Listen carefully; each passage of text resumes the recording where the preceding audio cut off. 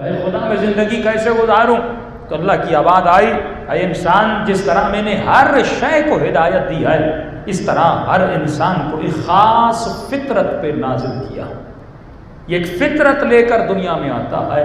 حیوان بھی ایک فطرت لے کر آیا، انسان بھی ایک فطرت لے کر آیا۔ اس کی فطرت میں اور تیری فطرت میں ایک فرق ہے۔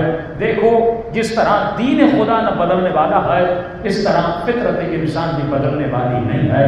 میں نے تجھے فطرت اسلام پہ پیدا کیا، اور میں نے تجھے جو دین دیا وہ دین قیم، ان دین عند اللہ الاسلام، کوئی دین میرے لیے ایکسیپٹیبل نہیں ہے۔ اگر کسی دین کو تیرا رب مانتا ہے، وہ دین دین اسلام ہے۔ نہ دین میں کوئی پھیراؤ ہے، نہ دین میں زگزیگ ہے، نہ تیری فطرت میں زگزیگ ہے۔ اور جس شریعت پر میں نے تجھے چلنے کے لیے کہا وہ شریعت بھی سیدھی ہے، اور جس راستے پہ تو چلے گا وہ صراط بھی سیدھی ہے۔ تو اگر سیدھے ہو کر چلو گے تو علی والے ہو، لیکن اگر زندگی میں ٹیڑھا پن آ گیا تو فرمایا یہ راہ راہ کفر ہے، یہ راہ راہ نفاق ہے۔ اب سوال یہ ہے مجھے چلنا کیسے ہے؟ میں نے چلنے کے لیے تمہیں دو آرڈرز دیے، ایک آرڈر ہے انٹرنل آرڈر، ایک آرڈر ہے ایکسٹرنل آرڈر۔ جو انٹرنل آرڈر تھا اس کا نام ہے فطرت۔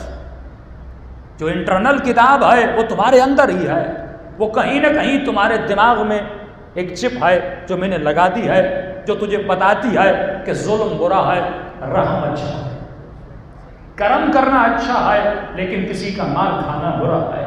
اندر ہی اندر سے تجھے آواز آتی ہے کہ غریبوں کی مدد کرنا اچھا ہے، کسی پر ظلم کرنا برا ہے، پیاسے کی پیاس کو بجھانا اچھا ہے، کسی فقیر کو کھانا دینا اچھا ہے۔ یہ تجھے آرڈر کون دے رہا ہے؟ یہ تجھے بتا کون رہا ہے؟ یہ وہی فطرت ہے جو میں نے تیرے وجود کے اندر ڈال دی، جو فطرت اسلام ہے۔ بچے کو بھی پتا ہے کہ جھوٹ بولنا بری بات ہے، اور باپ اسے جھوٹ بولنا سکھاتا ہے، اس کی فطرت کو بگاڑ دیتا ہے، لیکن بچہ کیونکہ فطرت اسلام پر ہے، جب دروازے پہ دستک ہوتی ہے اور کوئی قرضی دروازے پر آتا ہے اور باپ کہتا ہے اگر کوئی پوچھنے آئے دروازے پر تو بولنا کہ بابا سو رہے ہیں یا گھر میں نہیں ہے، تو بچہ اپنی معصومیت کو لے کر دروازے پہ جاتا ہے اور پوچھنے والا پوچھتا ہے کہ بابا گھر میں ہے، تو بچہ کہتا ہے بابا بول رہے ہیں کہ میں گھر پہ نہیں ہوں۔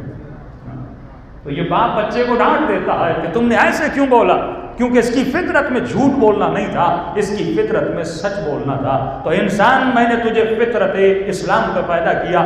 یہ فطرت کئی چیزوں کے ساتھ ڈھلی ہوئی ہے اور کئی چیزوں کے ساتھ سمائی ہوئی ہے۔ اس فطرت کے اندر میں نے خواہش کو رکھا، اس فطرت کے اندر میں نے تمنا کو رکھا، اس فطرت کے اندر محبت کو رکھا، اس فطرت کے اندر نفرت کو رکھا۔ اس کے وجود میں کھانے کا جذبہ بھی ہے، پینے کا جذبہ بھی ہے، نکاح کی طاقت بھی ہے۔ یہ انسان شادی بھی کرنا چاہے گا، یہ انسان کھانا بھی چاہے گا، یہ انسان پینا بھی چاہے گا، یہ انسان حسین چیزوں کو دیکھنا بھی چاہے گا، یہ انسان سیر و تفریح بھی کرنا چاہے گا۔ ہاں، میں نے تمہاری فطرت میں یہ چیزوں کو رکھا، اور فطرت کبھی دین سے ٹکراتی نہیں ہے۔ دین فطرت کو سپورٹ کرتا ہے، فطرت دین کو سپورٹ کرتی ہے، شریعت فطرت کو بچاتی ہے، فطرت شریعت کو بچاتی ہے۔ تو اے انسان، میں نے ایک انٹرنل آرڈر دیا، تمہارے وجود میں کچھ پاورز کو ڈال دیا۔ جب سے تو پیدا ہوا اس وجود میں نے محبت کے جذبے کو ڈالا، اس وجود کے اندر میں نے نفرت کے جذبے کو ڈالا، اس وجود کے اندر میں نے کھانے کے پاور کو ڈالا، اس وجود کے اندر میں نے تمہارے وجود میں پینے کی تمنا کو رکھا، شادی کرنے کی تمنا کو رکھا۔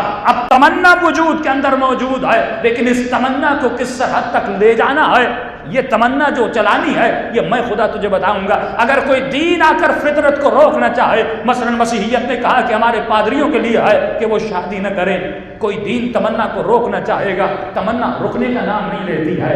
دین تجھے راستہ بتاتا ہے کہ تمنا کو گزارنا کہاں سے ہے، خواہش کو گزارنا کہاں سے ہے۔ بدھزم نے کہا کہ اگر خدا چاہیے، اگر رب چاہیے تو صحراؤں میں چلے جاؤ، اگر اللہ کی عبادت کرنی ہے تو شادی نہیں کرنی، تارک دنیا بن جا، کھانا نہیں ہے، پینا نہیں ہے، اولاد پیدا نہیں کرنی، کسی سے ازدواج کا تعلق نہیں بنانا۔ دین اسلام کہتا ہے یہ واحد دین ہے جو تمہاری کسی خواہش کو روکتا نہیں ہے، جو تمہارے کسی جذبے کو دباتا نہیں ہے۔ اور اگر کسی دین نے تمنا کو روک بھی دیا، مثلا مسیحیوں نے کہہ دیا کہ ہمارے جو پوپ ہیں یا جو ہمارے پادری اور مولوی ہیں ان کو شادی کرنے کا حق نہیں ہے، لیکن خواہش تو اپنی جگہ پہ موجود ہے۔ اگر وہ روکیں گے بھی لیکن خواہش روکنے کا نام نہیں لیتی، بس فرق یہ ہے جس راستے سے وہ روک رہے ہیں یہ خواہش اپنا طریقہ کسی اور راستے سے بدل لیتی ہے۔ یہ بالکل اسی طرح ہے، اگر پانی بہے گا زمین پر تو پانی کو بہنے کے لیے راستہ چاہیے، اگر تو راستہ بنائے گا تو پانی اسی راستے پہ چلے گا، لیکن اگر تو راستہ نہیں بنائے گا پانی بالآخر راستہ تو اپنا بناتا ہے۔ اگر تو نکاح کا دروازہ بند کر دے گا، اگر تو شادی کا دروازہ بند کر دے گا، اگر تو اس کے اوپر اس کی خواہشوں اور تمناؤں کا دروازہ بند کر دے گا، وہ سارے دین تباہ و برباد ہو گئے، آج ان کا نام و نشان نہیں ہے۔ لیکن اگر کوئی دین باقی ہے، اسلام کا نام باقی ہے، کیونکہ اسلام نے فطرت کا انکار نہیں کیا بلکہ فطرت کو صحیح راستہ دکھا دیا کہ اگر تجھے زندگی بسر بھی کرنی ہے تو اس راستے سے کرنی ہے جو راستہ میں تجھے بتا رہا ہوں۔